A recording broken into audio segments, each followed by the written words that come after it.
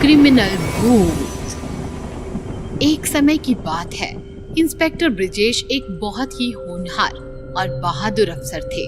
वो बड़े से बड़े क्रिमिनल का एनकाउंटर करते थे। एक दिन उनका पाला साइको किलर राका से पड़ गया। वो उसके पीछे भाग रहे थे और राका भी तेजी से भाग रहा था, पर ब्रिजेश ने शॉर्टकट लेकर सामने आकर राका को गोली मार दी। मैं तुम्हें नहीं छोड़ूंगा इंस्पेक्टर, तुम्हें और तुम्हारे पूरे परिवार को मार डालूंगा। राका ऐसा कहते ही दम तोड़ देता है।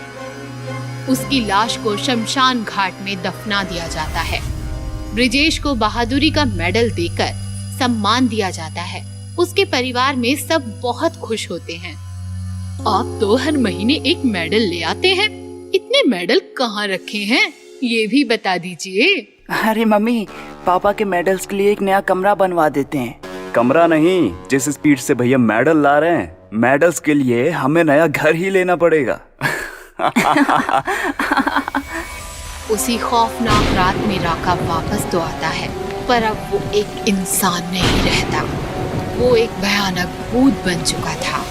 उसकी लाल आंखें और नुकीले नाखून देखकर कोई भी बुरी तरह कांप उठे। मैंने कहा था इंस्पेक्टर, मैं वापस आऊंगा। अब तुझे और तेरे परिवार को मुझसे कोई बचा नहीं सकता। अगली रात ब्रिजेश का भाई राजेश ऑफिस से घर की ओर लौट रहा था। तभी उसे ऐसा लगता है कि उसका कोई पीछा कर रहा है।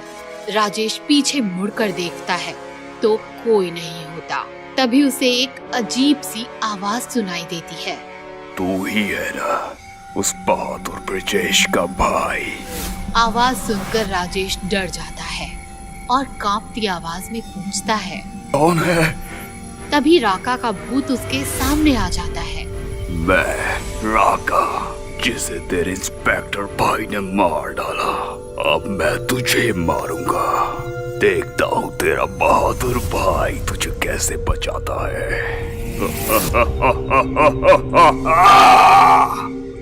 राजेश के उस भूत को देखकर पसीने छूट जाते हैं। वो तेजी से भागने लगता है। तभी राका उसकी गर्दन पर हमला करता है और उसका सारा खून पी जाता है और तभी राजेश की मौत हो जाती है। अगले दिन ब्रिजेश अपने भाई को देखता है और फूट फूट कर रोने लगता है। किसने किया तुम्हारे साथ ये भाई? मैं अपने भाई को नहीं बचा सका। तभी ब्रिजेश की पत्नी पूजा को राजेश के हाथ पर नाखून से कुछ लिखा हुआ दिखता है। देखिए जी, देवर जी के हाथ पर कुछ लिखा हुआ है। ब्रिजेश हाथ पकड़ने लगता है। भाई तो गया, अब बीवी की बारी। राका। ब्रिजेश ये सुनकर सदमे में आ जाता है और उसके पैरों तले जमीन निकल जाती है। राका, ये सब राका ने किया है। मैं सोच भी नहीं सकता था कि वो वापस आ जाएगा। मैं उसे नहीं छोड़ूंगा। मुझे लगता है कि हमें पंडित जी को बुलवा लेना चाहिए। ये भूत प्रेत का मामला है, आपके बस की बात नहीं है। पूजा अगले दिन पंडित जी को फोन करती है और उन्हें घर आने को कहती है। राका घर की खिड़की से सब देख रहा होता है। इंस्पेक्टर की बीवी, तू तो गई। पूजा घर की छत पर सूख रहे कपड़े लेने आती है कि तभी अचानक से तेज हवाएं चलने लगती हैं और वहाँ राका आ जाता है। कहाँ है तेरे इंस्पेक्टर पति? तुझे बचाने के लिए वापस नहीं आएगा।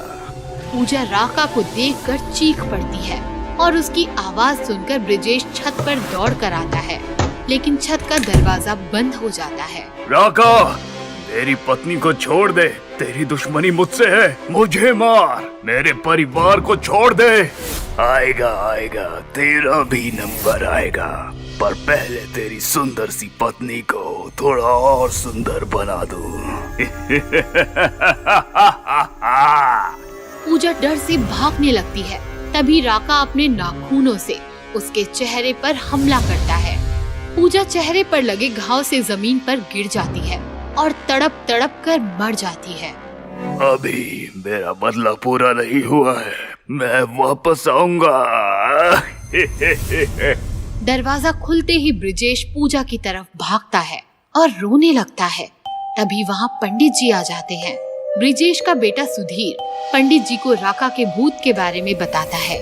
वो एक दुष्ट आत्मा है, उसका अंतिम संस्कार नहीं हुआ है, इसलिए उसे मुक्ति भी नहीं मिली। हमें जल्दी उसके नाम की पूजा करनी होगी ताकि उसे जल्द से जल्द मुक्ति मिल सके। जो करना है जल्दी कीजिए पंडित जी। मैं अपनी पत्नी और भाई को खो चुका हूँ, अब अपने बेटे को खो नहीं सकता।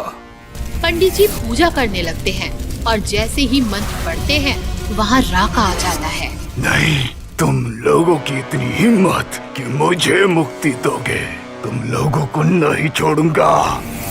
राका सुधीर के पास जाता है और उसका गला पकड़ लेता है। सुधीर का दम घुटने लगता है। तभी ब्रिजेश पंडित जी का दिया हुआ गंगा जल राका पर छिड़क देता है और राका का मृत शरीर जलने लगता है। ये क्या किया तुमने? तभी पंडित जी अपनी पूजा का आखिरी मंत्र पढ़ते हैं और राका की आत्मा हवा में भाप बनकर उड़ने लगती है। नहीं, मेरा बदला भी पूरा नहीं हुआ। नहीं। और इसी तरह राका की आत्मा को मुक्ति मिल जाती है और ब्रिजेश अपने बेटे की जान बचा पाता है। लालची चुड़ैल। चुड़ैल के सर पर शादी का भूत। गांव का एक नौजवान मदन रात्रि में अकेले अपने गांव जा रहा था। उसके सामने एक चुड़ैल आकर खड़ी हो जाती है। प्यारे नौजवान, तुम कहाँ जा रहे हो? मैं अपने घर जा रहा हूँ। तुम कौन हो? मैं एक कुंवारी स्त्री हूँ। क्या तुम्हारा विवाह हो चुका है? नहीं। तुम मुझसे शादी कर लो। मेरी बात मानोगे तो माला माल हो जाओगे और नहीं मानोगे तो कंगाल हो जाओगे। मैं कल तुम्हें सोच कर बताऊंगा। ठीक है, मेरी बात पर गौर करना। मैं तुम्हें सोने के झूले में झुलाऊंगी, स्वादिष्ट व्यंजन और पकवान भी खिलाऊंगी, सुंदर सुंदर वस्त्र दिलाऊंगी और दुनिया की सैर कराऊंगी। दूसरे दिन। अरे यार रतन, कल रात मुझे एक चुड़ैल मिल गई थी। उसने मुझसे शादी करने की लालच में मुझे घेर लिया था। क्या बात कुछ आगे बढ़ी? अरे मजाक मत कर यार, किसी तरह से वहां से बचकर निकल पाया। उसने कहा शादी करोगे तो माला माल, नहीं करोगे तो कंगाल। तो कर लेना शादी, हो जा माला माल। कैसी बात कर रहा है तू ही कर ले उससे शादी और हो जा माला माल। अरे भाई, मुझे भी उस चुड़ैल से बचाओ। उसके सर पर तो शादी का भूत चढ़ा हुआ है। तुझे कहाँ मिल गई वो चुड़ैल? शादी, माला माल, कंगाल, सोने का झूला, यही सब कहा होगा। हाँ, यही सब तो कह रही थी। उसके मुंह से शादी की लार टपक रही थी। कई घंटे तक मुझे जंगल में घुमाया, शादी का वादा किया तब ही बच पाया।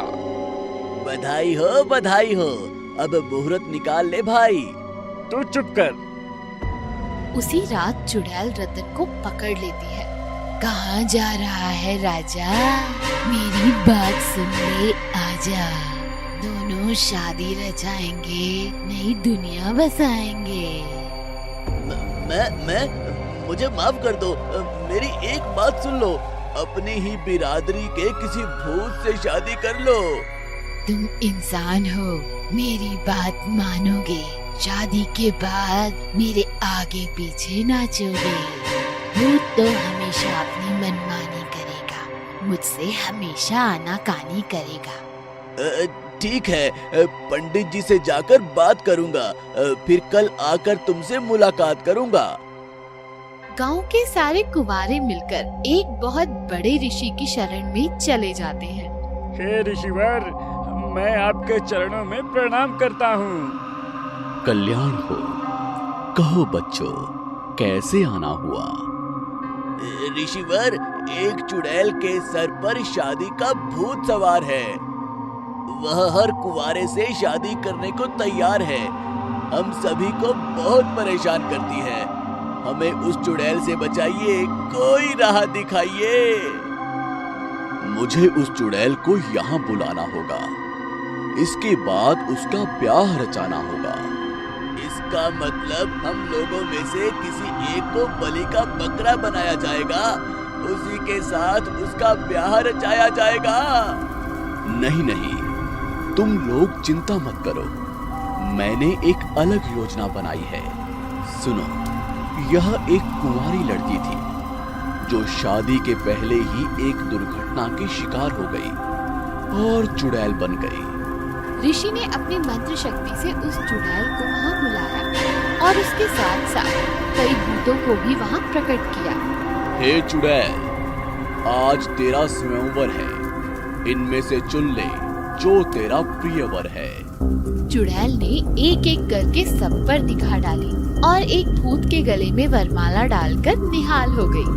उन सब की विदाई हो गई। सारे कुंवारे खुशी से झूम उठे और उन्होंने ऋषि के चरणों में प्रणाम करते हुए उन्हें धन्यवाद दिया।